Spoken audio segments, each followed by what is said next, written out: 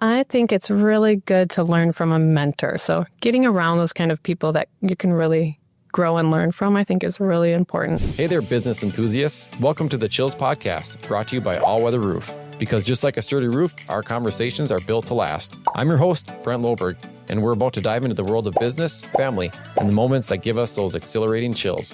Ever wonder what keeps successful people inspired? Well, get ready to find out as we chat with some fantastic all-weather customers, partners, vendors, and friends. We'll explore their triumphs, challenges, and maybe even some unexpected secrets. After all, business is not just about numbers. It's about the people behind them. So grab your metaphorical popcorn and join us on this journey. Get ready to be inspired, maybe even get a few chills of your own. This is the Chills Podcast. Let the goosebumps begin. Introduce yourself. I'm Liz Sibet. I've been a realtor for 16 years. I've flipped about 200-something houses. I lost count. I run a few real estate-related companies, so we help people with cleaning. We do maintenance work for a lot of management companies and some other kinds of work that we do. Okay. I looked you up on LinkedIn. I saw you're friends with Daniel DeRocher.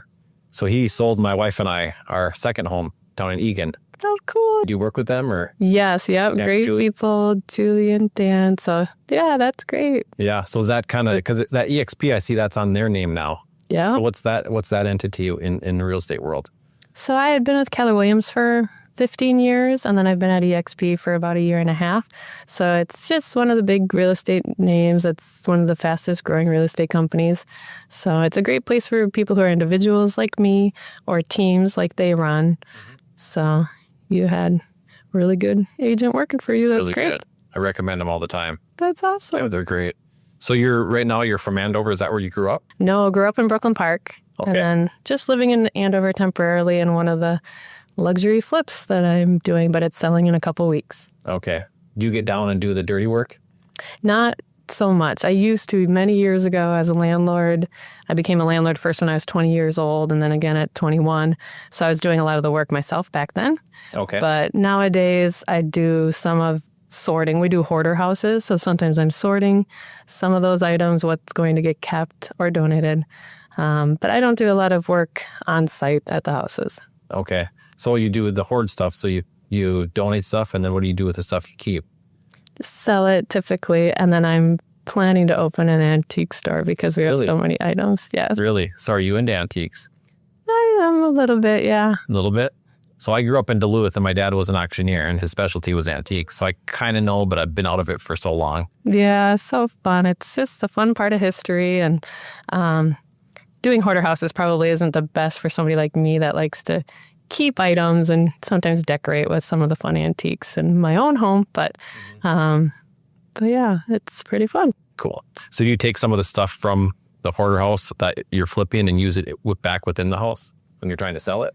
Yeah, sometimes people leave really nice hutches, really nice furniture.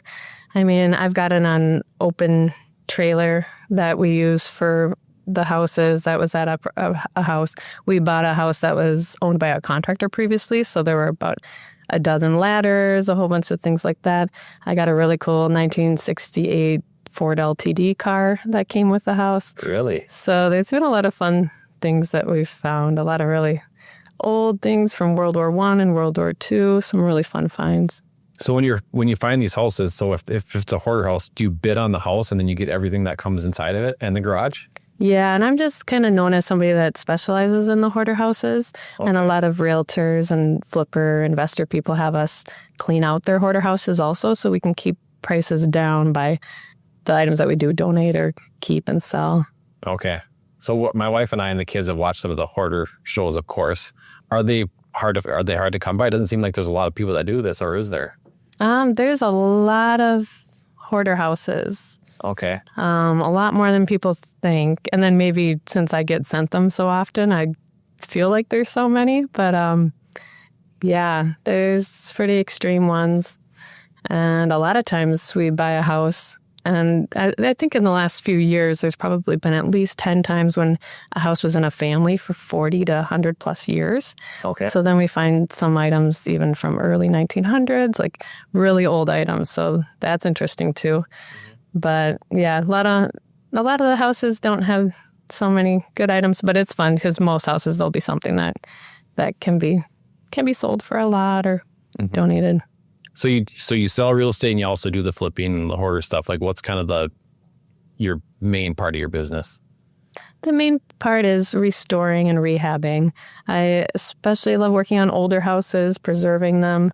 And then I'm somebody who does things very different from a lot of realtors.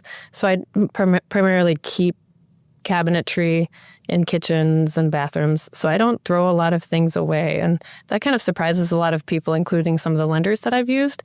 Like, oh, wow, you really keep a lot of things and then just paint cabinets, things like that. So my goal is always to not have a lot and usually hardly anything to go in a dumpster, that we keep whatever we can. So I'm really into air quality and things like that. So a lot of times we do remove carpet, especially if it's older.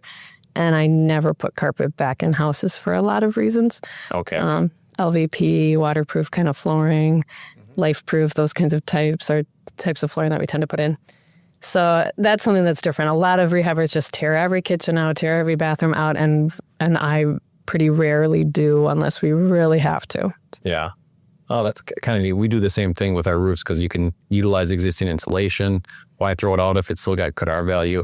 Why fill the landfill? So absolutely. That's something that's really important to me. And I wouldn't be able to sleep at night if I was doing this and filling a lot of dumpsters. But everybody has their different method. And so I appreciate that you guys do that as well. yeah. So walk me through, how you got into real estate and then how you kind of fell into this like niche of being like the hoarder real estate agent or flipper. Absolutely. So growing up, I started working when I was 12 and 13 years old. So my mom was out of work most of the time when I was a teenager. I was really active in sports, but I just had to work so much so I wasn't able to go to practices. So the soccer coach was like, just come to the games. And then the track coach was like, just come to the meets, since I had to kind of work. So I was paying pretty much all the bills by the time I was 13. When I was 15, I was working 2 jobs. And then by the time I was 16, I was making kind of 30 to 55,000 within a couple of years while I was a senior in high school. So I really wanted to buy my first house in Uptown. My sister and my best friend were like, let's live in Uptown. It's so cool. So I bought my first house at 20 years old, bought another house about 6 months later. So I bought my first 2 houses, and then it took quite a few years, like several years, until I bought a house for my sister to live in, and then started flipping houses in 2013 very slowly. Okay. And Luke was on here before, and I asked him the same question. Are you more of a Robert Kiyosaki where you're debt to leverage, or do you like to pay things off and more Dave Ramsey style? No, definitely Robert Kiyosaki. Yeah. I use leveraging, using other people's money, doing as low of a down payment as I can, just like I did with those first 2 houses. I got my real estate license when I got my license in 2008. So I'd already bought 2 properties by then. And then I bought another property in 2009. The house that my sister lives in is my dad. It was $23,000, 4-bedroom house back then. So 2009 is a time where a lot of us were like, if we would have known, we would have bought a lot more houses. But that was a really good value. Yeah, I like it. You got to have some cool hoarding stories. What's some nightmares or some funny stories or neat things you found or gross things?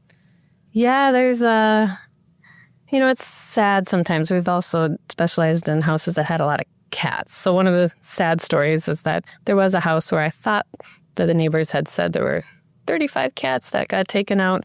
The guy had diabetes. He couldn't really walk up and down the stairs. We ended up finding a dead cat under a lot of stuff. So there actually had been 36, which I thought was a lot. But then last year I bought a house and the people didn't move out. So then the seller who sold it to me just filed an eviction. When they finally left, we found a lot of cats in the house, but it was really sad. There were a dozen dead cats, including some kittens. There was over 100 cats total, and it was on the news. That was really sad, just for somebody that really loves animals. That was just like, how could that happen? And it turned into a big police situation. The people were clearly like mentally ill, had let a lot of the cats from the neighborhood come in, and it was just for years. So that was one of the worst.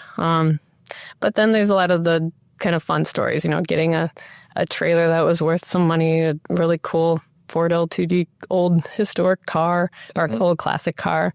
Some of the things that people would leave behind. I have a 27-foot RV that I just got last week from a house that came with, like a really cool old vintage one. So some some kind of fun things that people leave behind, and it's surprising sometimes, but it's always an adventure. Yeah. So we've had about 25-ish guests on the podcast. You're the youngest entrepreneur starting that young. So what interested you starting work so young and being kind of on your own, and how'd you get into the entrepreneur side of things? What I think is so good about my story was that it helped keep me out of trouble as a teenager. So I had to work to support my 2 younger sisters and my mom. So that really instigated a drive in me pretty young. But it also helped me get started pretty young at helping other people that were friends to live for really cheap with me. It was kind of just a dream, like us sisters, and both my sisters lived with me, and then some of our friends. There were actually 8 of us living in that first house together with only 1 shower. So 8 women, 1 shower. That was a pretty interesting time. So pretty quickly after that, I bought that next house, and then I lived with 3 guys who were gamers, doing video games with each other from the downstairs to the upstairs, and that was a very different experience than 8 women to 3 guys. Sure. But really fun. I just loved house hacking pretty young. I recommend that anybody do either house hacking or buy a duplex if they can for one of their first places. It's just a really great way to get started with very little down, and then also to have people helping with paying the monthly rent. What's a house hacking? House hacking is just living in a house and then having other people help with paying the mortgage. Okay. And then duplexes, it's like a lot of times it can cover almost the monthly rent to buy a duplex and then have the other side or the other unit rented out. Now I own a rooming house that has 16 total bedrooms. So it's a lot of people who have come out of homelessness. That's a cause that's really important to me. So I help a lot of people who formerly homeless and then kind of getting back on their feet. And then I've encouraged a lot of people, and some of my tenants have actually even worked for me. So just helping them to have something that's sustainable, housing, roof over their head, and then also a job is really important. Okay, nice. Share a tidbit of information to the audience of getting started in entrepreneurship, or just any advice about being an entrepreneur. I think it's really good to learn from a mentor. Some of my friends who either got into real estate and had a mentor or were in a coaching program, they leveled up so quickly. I just wanted to learn things on my own, do it my own way, not be on a team. And it just took me so many more years to grow. Once I started really networking with other investors, I just learned so much more quickly than I could have if I was just reading some books here and there, listening on YouTube. So getting around those kind of people that you can really grow and learn from, I think is really important. So I do a lot of networking events. I didn't really start until I started doing some speaking events in the last year. And then I started going to more and more events too. And that really helped just meet so many more people, get so many more deals for property sent to me as well, and just grow that network. Okay, very cool. So the name of the podcast is called The Chills.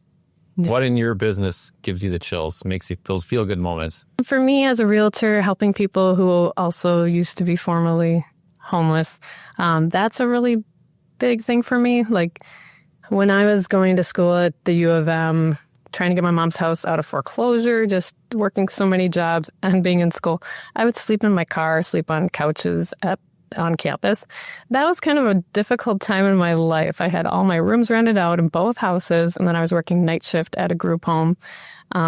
So then I could sleep there sometimes too. But it was really hard on me, and it was just a difficult time. So for any of the people who I've helped with buying a house, and they had been either in and out of homeless shelters or homeless as a teenager or as an adult, or just getting their kids into a place like their own first room, that was always really rewarding to me. I love helping people with that. A big step in their life, and how home is the nicest word there is a quote that I really like by Laura Ingalls Wilder. So helping people with that is the most rewarding, I would say. Okay. So when people are watching the hoarder shows on TV or whatever, how does it portray different than real life, since you're kind of in it, or is it portrayed differently? Yeah, I think there tends to be kind of a mental health component there. And so right now there's some people that are going viral for cleaning people's homes and things like that. And then it's like, sometimes the harsh reality is that sometimes, if not treating the root issue, that people just fall back into the same patterns. It's like things can be cleaned up.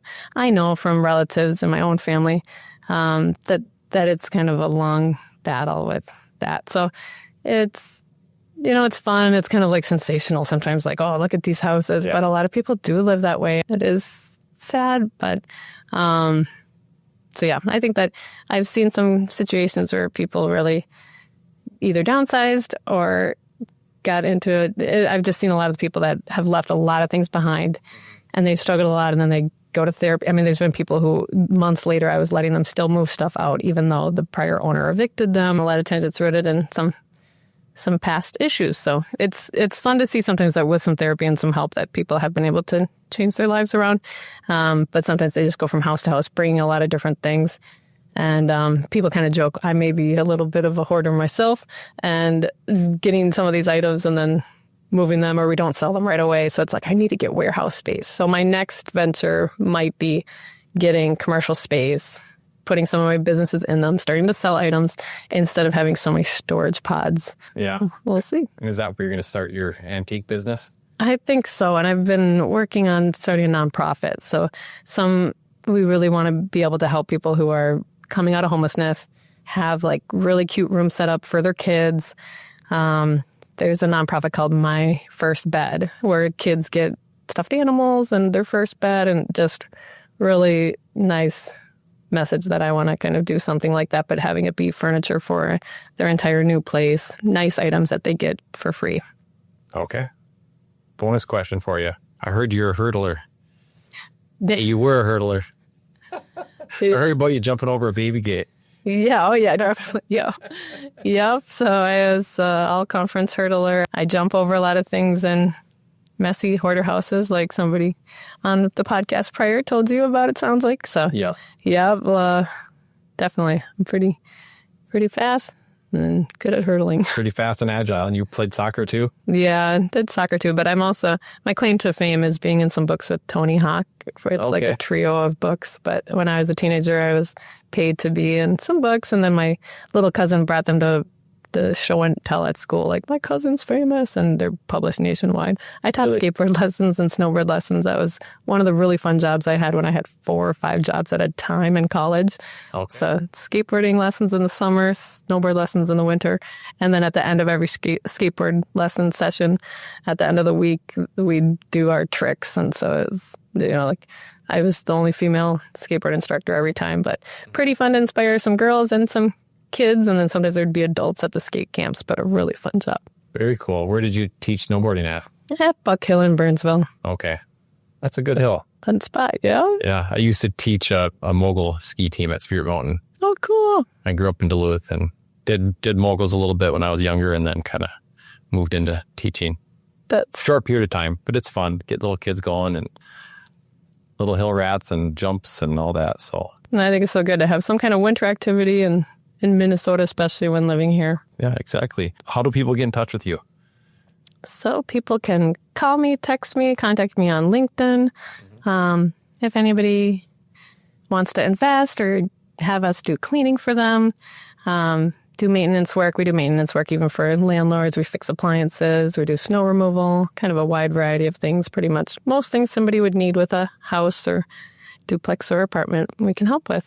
Okay. And anything else you want to add to the podcast, or anything you want people to know about you? Or I think something else that gives me chills, I think, is my kids. And for a lot of people who have been single parents, I think people kind of think it's fun that my kids recognize houses that we pass by, like, we fixed that house up, because my kids would go and help with sorting if there's kids' items, like what are good items, and but they'd also be their days that we'd be pulling carpet and things like that. So I think for any parents that can kind of get some help from their kids, when my daughter was only 2 years old, she was opening my mail, because with 20-something properties at a time, I would have a lot of mail and open them, put them in the right piles, go put them in the recycling for the envelopes. And then my kids both just doing dishes, helping me with so many things. Especially when you're a busy entrepreneur, if you can get your kids to be helping with things even at 2 years old, 3 years old, 4 years old, that's something that I kind of recommend to other entrepreneurs, especially if they're a single parent, to be able to manage everything. And then kids feel independent. They feel that sense of reward. They're learning good skills. They clean out my car with vacuuming the car. It's just like a lot of things that help with day-to-day besides just working on houses and having them take some pride in that. So that's pretty fun. Yeah, for sure. How old are your kids? They're 7 and 6. Very cool. Well, thanks for coming on. This was fun. Thank you. Thanks for having me. And that's a wrap, folks. A huge thank you to our incredible guests and, of course, All Weather Roof for making this podcast possible. If you enjoyed these conversations as much as we did, don't forget to hit subscribe and share the chills with your fellow business aficionados. Remember, it's not just about business, it's personal, and it's all about the people. Stay inspired, chase those dreams, and let the chills guide you. Till next time, this is Brent signing off from the Chills Podcast. Catch you on the flip side.